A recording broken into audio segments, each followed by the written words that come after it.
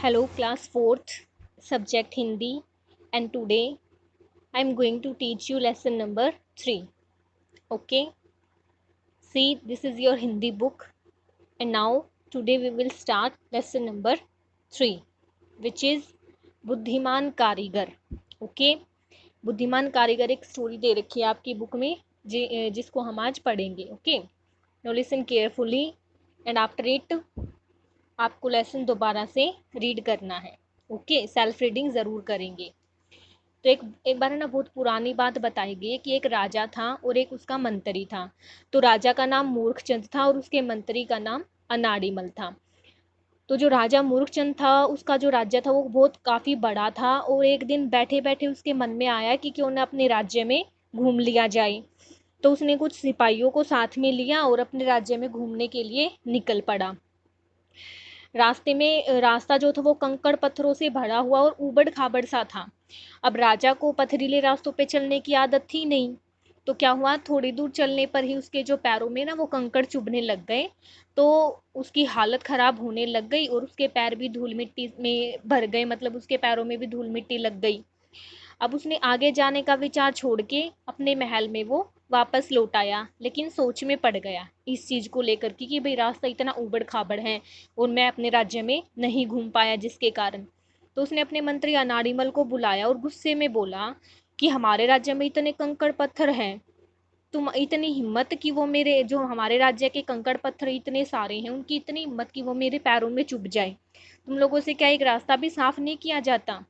तुम लोगों की इस लापरवाही के कारण ना मुझे मेरी यात्रा जो छोड़कर वो वापस आना पड़ा. जाओ और जाकर अभी रास्ता साफ करवाओ, नहीं तो तुम्हारी खैर नहीं है. ठीक है.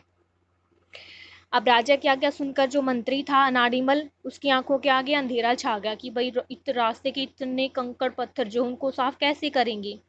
अब उसने राज्य के सभी विद्वानों और पंडितों को बुला लिया. अब सभी विचार में मगन हो गए कि भाई रास्ते को साफ कराया कैसे जाए, लेकिन किसी को भी कोई उपाय नहीं सूझा. सब लौट गए वापस.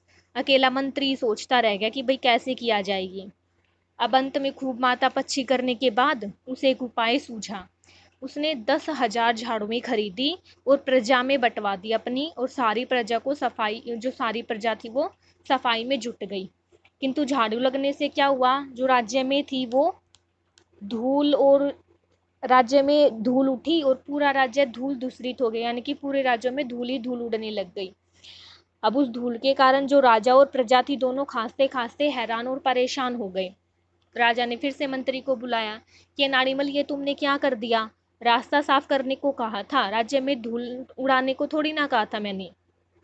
अब जाओ और धूल को दूर करने का कोई उपाय करो, नहीं तो तुम्हें कैद खाने में भिजवा दूंगा मैं. अब ये सुनकर अनाड़ीमल फिर से सिर पर पैर रखकर भागा, यानी कि वो जोर से भागा, जल्दी थी उसको, जल्दी से वो भागा. अब उसने 20,000 भिस्तियों को धूल पर पानी छिड़कने के लिए की आज्ञा दे दी कि भाई सारी जो धूल है राज्य में उसको उस पर पानी छिड़क के उसको खत्म करो धूल को.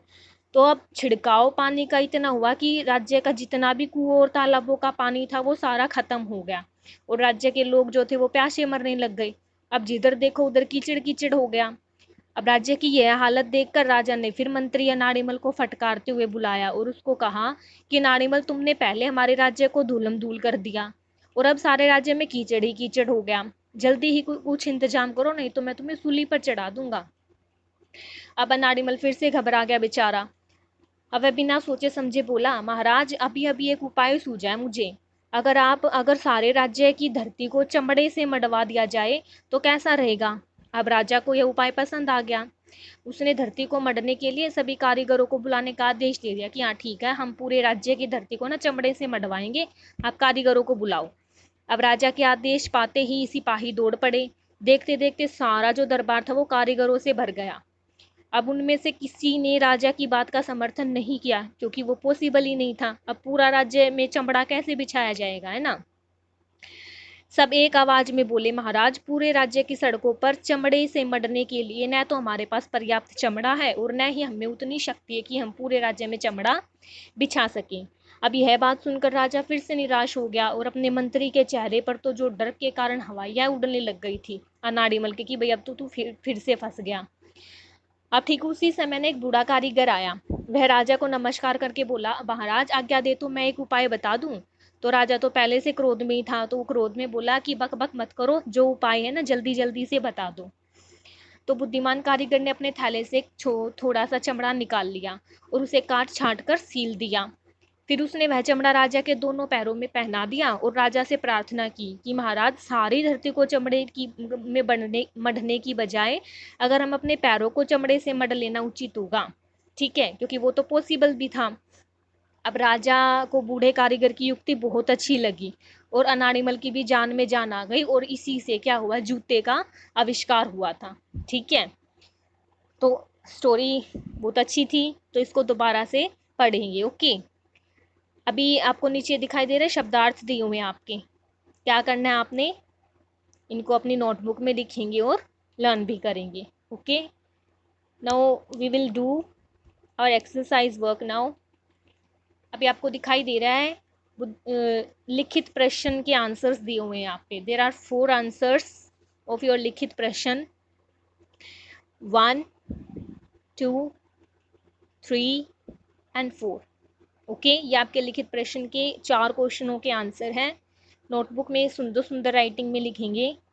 नेक्स्ट यू कैन सी बहुविकल्पीय प्रश्न, रिक्त स्थान भरो।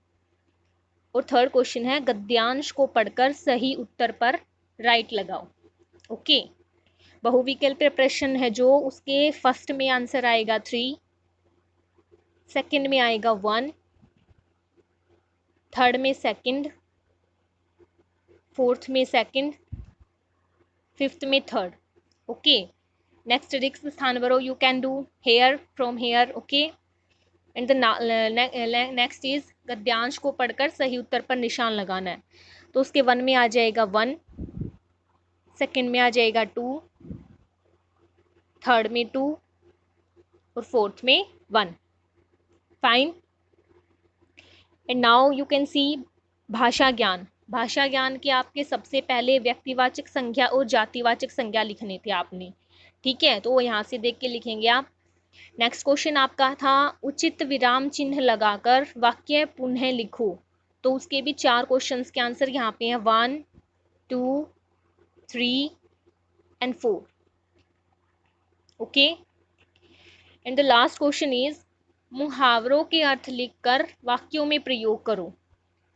4 मुहावरों के अर्थ और उनके वाक्य प्रयोग you can see on the screen, 1, 2, 3, 4। Fine. Now all the exercise work you have to do in your notebook and book also, and also learn it. Okay.